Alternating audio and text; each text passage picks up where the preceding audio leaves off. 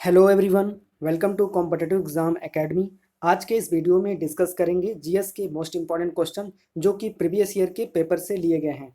और ये जो वीडियो है, जितने भी गवर्नमेंट एग्जाम होने वाले हैं, चाहे वो स्टेट पीसीएस का हो, चाहे यूपीएससी का हो, चाहे रेलवे का हो, चाहे एसएससी सीजीएल सीएचएसएल, और चाहे ये डिफेंस का एग्जाम जैसे एनडीए सीडीएस एफकेट, इन सारे एग्जामों के लिए यह वीडियो काफ़ी हेल्पफुल होगा।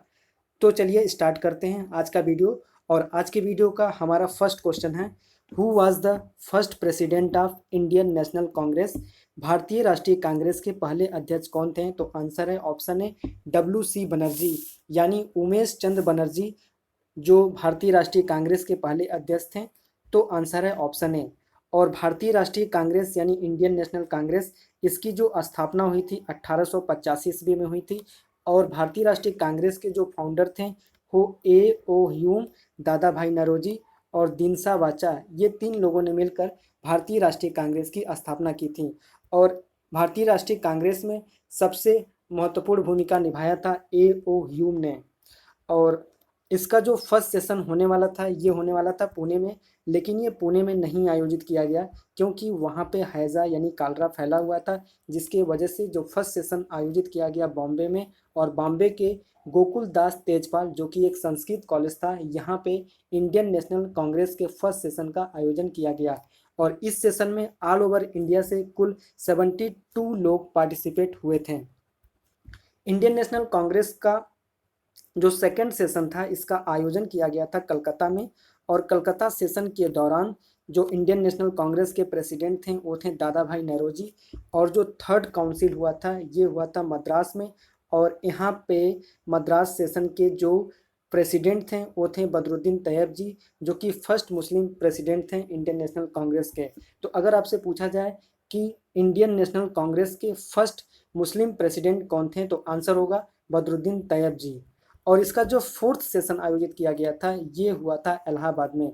और इलाहाबाद में इंडियन नेशनल कांग्रेस के प्रेसिडेंट थे जॉर्ज यूल। और भारतीय राष्ट्रीय कांग्रेस तब गया था उस समय जब लॉर्ड डफरिन गवर्नर जनरल थे। तो आंसर है ऑप्शन ए, उमेश चंद्र बनर्जी भारतीय राष्ट्रीय कांग्रेस के पहले अध्यक्ष थे।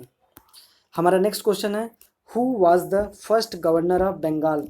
बंगाल का पहला गवर्नर कौन था? तो आंसर है option B, Lord Robert Clive. Lord Robert Clive Bengal का पहला गवर्नर था। ये वही पर्सन है जो कि ब्रिटिश इंडिया कंपनी का नेतृत्व कर रहे थे। और बैटल ऑफ प्लासी इनके बीच और सिराजुद्दौला के बीच हुआ था 23 जून 1757 ईस्वी में। सो आंसर है option B, Lord Robert Clive, जो कि बंगाल का पहला गवर्नर थे। हमारा नेक्स्ट क्वेश्चन है, who was the last governor of Bengal. Bengal का अंतिम गवर्नर कौन था? तो आंसर है option C, Warren Hasting. Warren Hasting द्वैध शासन प्रणाली की समाप्ति को ख़त्म कर दिया था। और वॉरेन हेस्टिंग जो था, इन्होंने राजस्व सुधारों को व्यवस्थित करने के लिए परीक्षण और अशुद्धि के नियम को अपनाया। और वॉरेन हेस्टिंग की जो न्याय व्यवस्था जो थी, ये मुगल प्रणाली पर आधारित थी। और वॉरेन हेस्टिंग ने मुगलों से मिलने वाली जो वेतन थे उसको बंद करवा दी। और वॉरेन हेस्टिंग द्वारा एक संस्कृत भाषा में पुस्तक प्रकाशित हुई थी, और इस पुस्तक का नाम था code of Gentoo law. Code of Gentoo law ये वॉरेन हेस्टिंग के द्वारा प्रकाशित की गई थी, जो कि संस्कृत भाषा में एक पुस्तक थी। तो आंसर है option C, Warren Hasting Bengal का अंतिम गवर्नर था। हमारा नेक्स्ट क्वेश्चन है, who was the first governor general of Bengal. Bengal का प्रथम गवर्नर जनरल कौन सा? तो आंसर है option D, Warren Hastings. Warren Hasting Bengal का प्रथम गवर्नर जनरल था। हमारा नेक्स्ट क्वेश्चन है, who was the last governor general of Bengal. Bengal का अंतिम गवर्नर जनरल कौन था? तो बंगाल का अंतिम गवर्नर जनरल था विलियम बेंटिंग। तो आंसर है ऑप्शन ए। हमारा नेक्स्ट क्वेश्चन है, who was the first governor general of India. Bharat का प्रथम गवर्नर जनरल कौन था? तो भारत का प्रथम गवर्नर जनरल था Lord William Bentinck. So answer है ऑप्शन बी। हमारा नेक्स्ट क्वेश्चन है, who was the last governor general of India. Bharat का अंतिम गवर्नर जनरल कौन था? तो आंसर है ऑप्शन सी, राजगोपालचारी।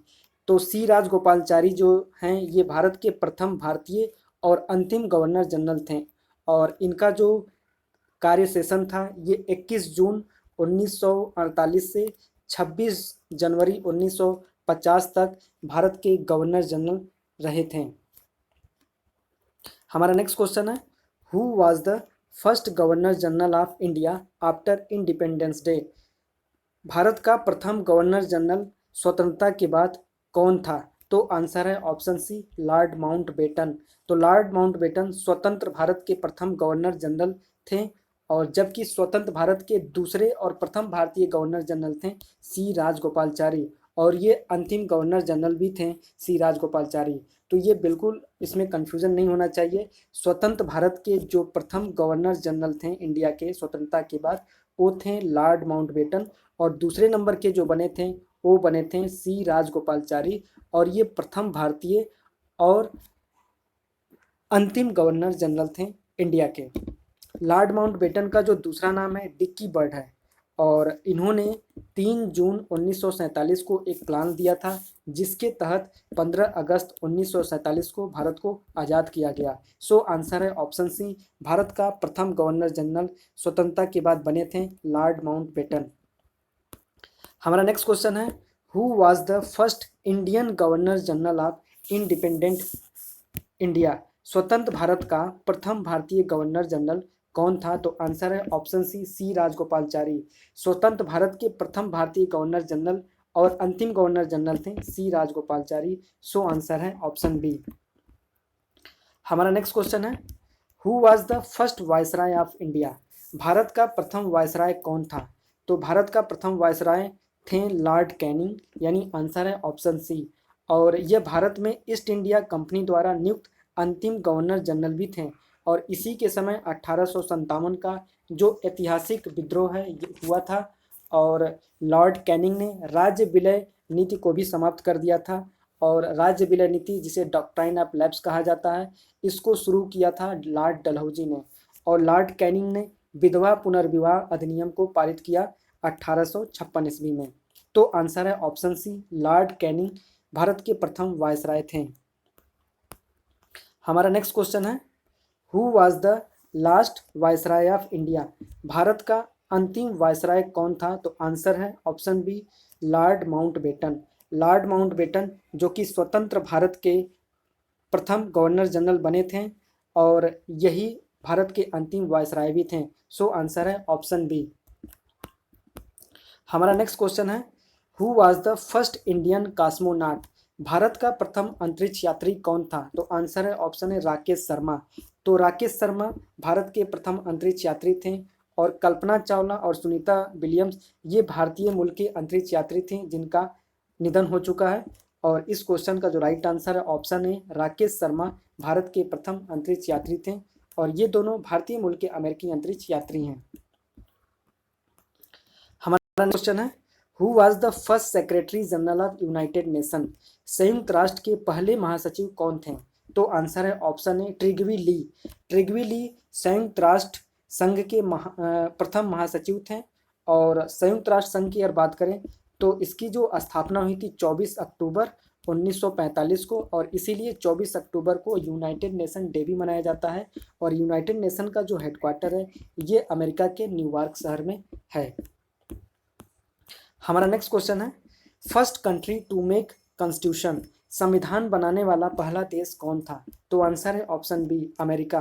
तो संविधान बनाने वाला पहला जो देश था ये था अमेरिका और अगर आपसे पूछा जाए कि दुनिया का सबसे बड़ा लिखित संविधान किस देश का है तो ये है भारत का और भारत का जो संविधान बना था 2 वर्ष 11 महीने और 17 दिन में बना था। और अगर आपसे पूछा जाए कि किस देश का संविधान अलिखित है तो वो है ब्रिटेन का संविधान जो कि लिखित नहीं है।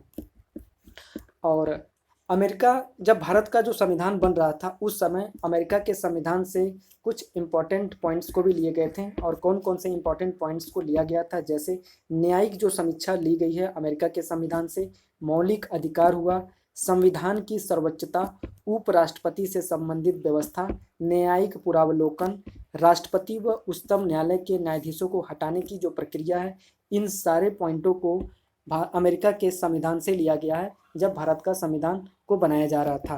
और ब्रिटेन के संविधान से लिया गया है संसदीय प्रणाली। तो इतने फैक्ट आपको याद कर लेने हैं। हमारा नेक्स्ट क्वेश्चन है, first city to be attacked with atom bomb, पहला शहर जिस पर एटम बम गिराया गया था। तो आंसर है ऑप्शन है हिरोशिमा। तो हिरोशिमा जो कि जापान में एक शहर है, यहाँ पे 6 अगस्त 1945 को अमेरिका के द्वारा एटम बम गिराया गया था और इस एटम बम का नाम है लिटिल बॉय। और दूसरा जो एटम बम गिराया गया था ये भी जापान के नागासाकी शहर में गिराया गया था और ये गिराया गया था 9 अगस्त 1945 को और इस एटम बम का नाम था फैट मैन। तो ये 2 पॉइंट आपको याद करते चलना है। जो फर्स्ट सिटी जो था जिस पे एटम बम गिराया गया था वो था हिरोशिमा और उस एटम बम का नाम था लिटिल बॉय, और जो दूसरा गिराया गया था वो गिराया गया था नागासाकी पर और इसका नाम था फैट मैन। हमारा नेक्स्ट क्वेश्चन है, टालेस्ट एनिमल ऑन लैंड, सबसे लंबा जानवर भूमि पर कौन है। तो आंसर है ऑप्शन सी जिराफ। जिराफ जो है पूरे भूमि पर सबसे लंबा जीव है। हमारा नेक्स्ट क्वेश्चन है, fastest bird of the world, दुनिया का सबसे तेज पक्षी कौन है। तो आंसर है ऑप्शन है स्विफ्ट और इसी के नाम पे जो स्विफ्ट कार है उसको निर्माण किया गया है। तो आंसर है ऑप्शन है स्विफ्ट जो कि दुनिया का सबसे तेज उड़ने वाला पक्षी है। हमारा नेक्स्ट क्वेश्चन है, largest bird of the world, दुनिया का सबसे बड़ा पक्षी कौन है। तो आंसर है ऑप्शन सी ऑस्ट्रिच, जिसे शुतुरमुर्ग कहा जाता है हिंदी में। ये जो है दुनिया का सबसे बड़ा पक्षी है। हमारा नेक्स्ट क्वेश्चन है, smallest bird of the world, दुनिया का सबसे छोटा पक्षी कौन सा है। तो ऑस्ट्रिच जो है ये तो सबसे बड़ा पक्षी है दुनिया का, स्विफ्ट जो है सबसे तेज चलने वाला है। तो आंसर है option C humming bird. Humming bird जो है दुनिया का सबसे छोटा पक्षी है। सो आंसर है ऑप्शन सी। हमारा नेक्स्ट क्वेश्चन है, pyramid of Giza is situated in which country, Giza का पिरामिड किस देश में स्थित है।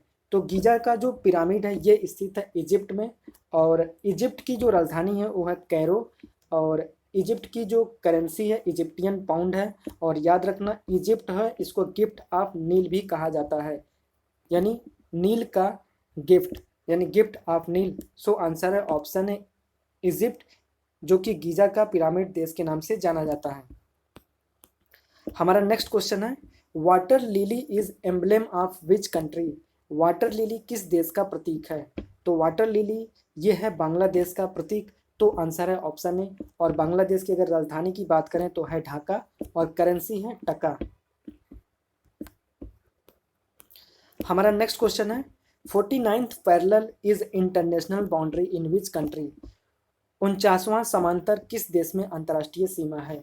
तो आंसर है ऑप्शन है यूएसए एंड कनाडा। और भारत और पाकिस्तान के बीच अगर बात करें तो अंतर्राष्ट्रीय जो बाउंड्री लाइन है वो उसका नाम है रेड क्लिफ लाइन, और इंडिया और चाइना के बीच का जो इंटरनेशनल बाउंड्री लाइन है उसका नाम है मैकमोहन, और अफगानिस्तान एंड पाकिस्तान के बीच जो इंटरनेशनल बाउंड्री लाइन है इसका नाम है डूरंड लाइन। सो आंसर है ऑप्शन है यूएसए एंड कनाडा जो कि 49वां समांतर अंतर्राष्ट्रीय सीमा है यूएसए एंड कनाडा के बीच में। हमारा नेक्स्ट क्वेश्चन है, kangaroo is the national animal of which country, kangaroo किस देश का राष्ट्रीय पशु है। तो आंसर है ऑप्शन सी ऑस्ट्रेलिया, और ऑस्ट्रेलिया की राजधानी है कैनबरा और ऑस्ट्रेलिया की जो करेंसी है ऑस्ट्रेलियन डॉलर है। हमारा नेक्स्ट क्वेश्चन है, Congress house of representative and senate is the parliament of which country, यानी कांग्रेस प्रतिनिधि सभा और सीनेट किस देश की संसद है। तो आंसर है ऑप्शन यूएसए।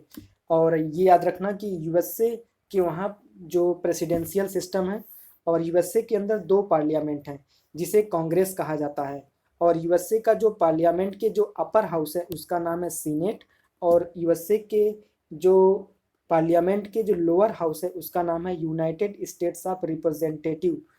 और हमारा नेक्स्ट क्वेश्चन है, world tourism day is celebrated on which day, विश्व पर्यटन दिवस कब मनाया जाता है। तो आंसर है ऑप्शन सी 27 सितंबर को। तो हर साल 27 सितंबर को United Nation World Tourism Organization के द्वारा यानी UNWTO के द्वारा हर साल 27 सितंबर को वर्ल्ड टूरिज्म डे मनाया जाता है। और United Nations World Tourism Organization का जो हेडक्वार्टर है ये स्पेन के मैड्रिड में है और इसकी जो स्थापना हुई थी 1 नवंबर 1974 को हुआ था। तो फ्रेंड्स ये थे आज के हमारे जीएस के मोस्ट इंपॉर्टेंट क्वेश्चंस। फिर हम मिलेंगे नेक्स्ट वीडियो में। अगर वीडियो आपको अच्छा लगा तो इस वीडियो को जरूर लाइक करें और ज़्यादा से ज़्यादा अपने फ्रेंड्स के साथ शेयर करें जो किसी भी कॉम्पिटिटिव एग्जाम की तैयारी कर रहे हैं। ये हमारा वीडियो का फर्स्ट पार्ट है, अब नेक्स्ट पार्ट आएगा जल्द ही। तो वीडियो देखने के लिए thank you and all the best.